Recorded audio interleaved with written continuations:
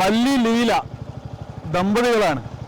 അടുത്തിടെയാണ് അവർ അണ്ട് പെറുക്കി വരുന്ന സമയത്ത് ആന ചവിട്ടി കൊല്ലപ്പെട്ടത്. അവരുടെ വീട്ടിലേക്കാണ് ഈ പോക്ക്. അവരെ വെച്ചത് ഇവിടെയാണോ? ആ, വെച്ചത് ഇവിടെയാണ്. ഇതമ്മ, ഇത് അച്ഛൻ.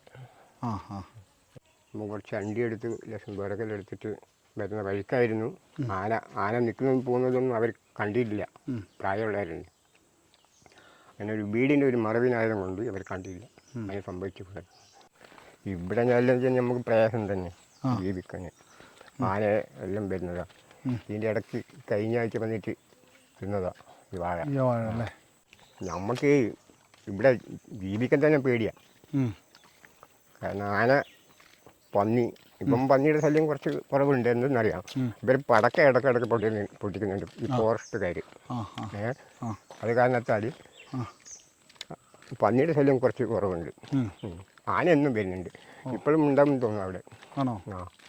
ഇത് വെറുതെ കിട്ടിയത്. ആനയൊക്കെ വരുമ്പോൾ ഒന്ന് കണ്ടോട്ടെന്ന് വെച്ചിട്ട്. കണ്ടാൽ പേടിക്കോ? പേടിക്കുന്നല്ല, അങ്ങോട്ട് കടന്ന് ചെല്ലൂല. ഒരാളാണെന്ന് വിചാരിച്ചോട്ടെ. അതെ അതെ.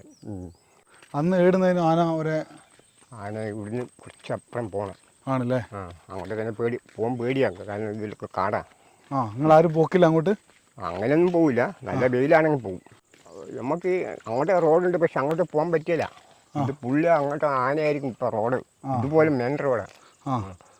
അതിനൊരു കാര്യമില്ല. പകല് വരെ റോഡിലുണ്ടാവുള്ളൂ ആന. ഇവിടെ നിന്ന് സ്ഥലം മാറി കിട്ടിയാൽ മതിയായിരുന്നു. പിള്ളമാരെങ്കിലും ജീവിക്കുമല്ലോ, അതുകൊണ്ടാണ്. ഞങ്ങളെ പിന്നെ പോട്ടെ, ഞങ്ങൾ പിന്നെ പ്രായാന്നേ പറയും. ഫാമല്ലാതെ വേറെ സ്ഥലമാണെങ്കിൽ ഞങ്ങൾ മര്യാദ ജീവിച്ചനെ, പേടിയില്ലാതെ. ഇത് രാത്രിയും പകലും പേടി. അവിടെ വെച്ചിട്ടാണ് വള്ളിയേട്ടനെയും ലീലേച്ചിനെയും ആന ആക്രമിച്ചത്. ഇവർ ഒരാളെ പൈസ മാത്രമേ നമുക്ക് തന്നിട്ടുള്ളൂ, ഒരാളെ പൈസ ബാക്കി. അതിന് 6 മാസം കഴിഞ്ഞിട്ട് തരാമെന്നാണ് പറഞ്ഞത്. ഇപ്പോൾ ഇവിടെ 6 മാസമെല്ലാം കഴിഞ്ഞു, അതും കിട്ടിയിട്ടില്ല. ഈ നാട്ടിൽ നിന്ന് സമാധാനത്തോടെ മറ്റെവിടേക്കെങ്കിലും മാറി താമസിക്കണമെന്ന ആഗ്രഹം കുഞ്ഞിക്കണ്ണേട്ടനെ പോലെ ഒരുപാട് പേർക്കുണ്ട്.